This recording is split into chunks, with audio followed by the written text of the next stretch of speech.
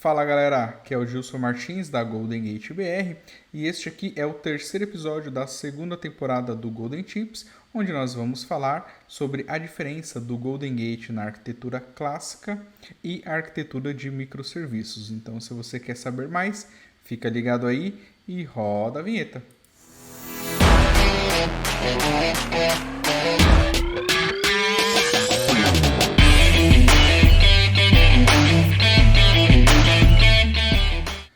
Golden Gate Classic Architecture e Microservice Architecture. Sim, o Golden Gate ele possui duas arquiteturas diferentes.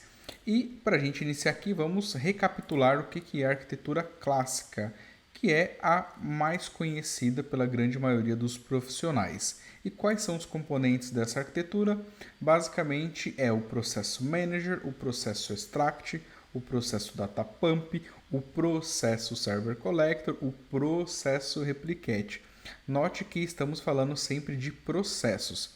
Além disso, também temos os trail files, os checkpoint files e o GGSCI, que é a linha de comando para a gente fazer interação e gerenciamento com os componentes do Golden Gate. E este é um dos grandes detalhes dessa arquitetura. Por quê?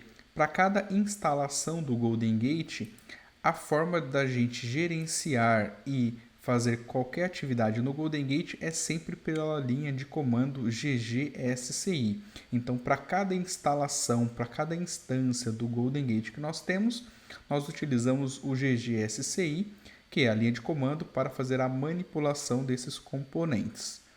Agora vamos falar um pouco da arquitetura de microserviços, que o conceito muda um pouquinho, né? E para a gente entender isso, vamos primeiro ali conhecer quais são esses microserviços. Basicamente, são o Service Manager, Admin Server, Metrics Server, Distribution Server e Receiver Server.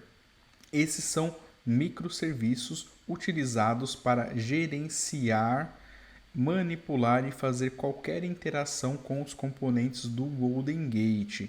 Sim, este é o conceito de microserviços no Golden Gate.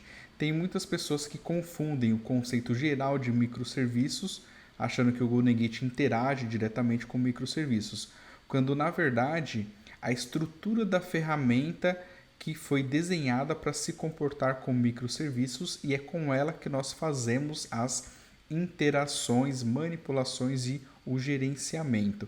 Então, antes nós usávamos o GGSCI, agora nós usamos os microserviços para gerenciar os componentes do Oracle Golden Gate.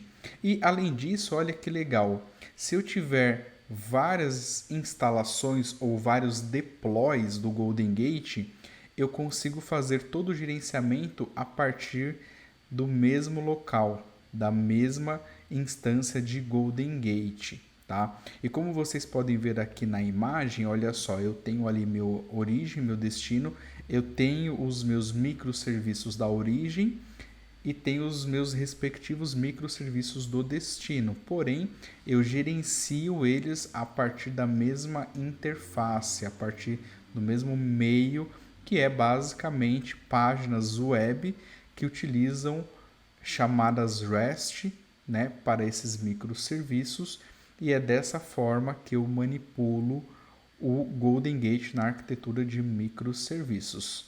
Tá bem legal, né? Agora vamos fazer uma comparação rápida dessas duas arquiteturas, né? O que deixou de existir na arquitetura de microserviços?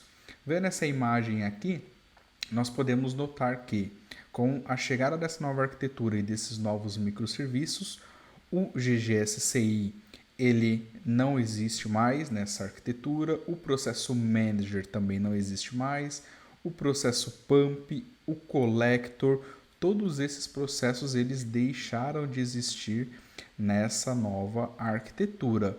Porém, nós ainda temos o extract, o trail de origem, o trail de destino e o replicate.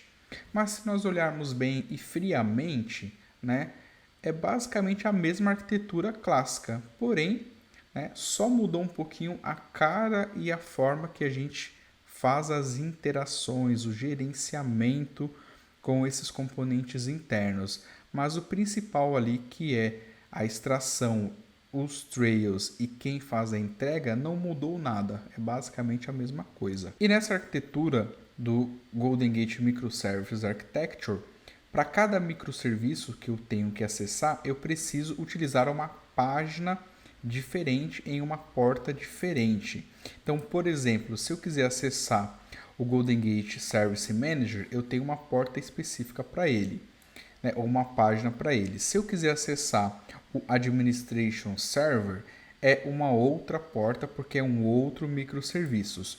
Isso acontece para todos os outros componentes dessa arquitetura. Então, para o Distribution Server eu tenho uma porta específica, para o Receiver Server eu também tenho uma porta específica e para o Performance Metric Server eu tenho uma porta específica.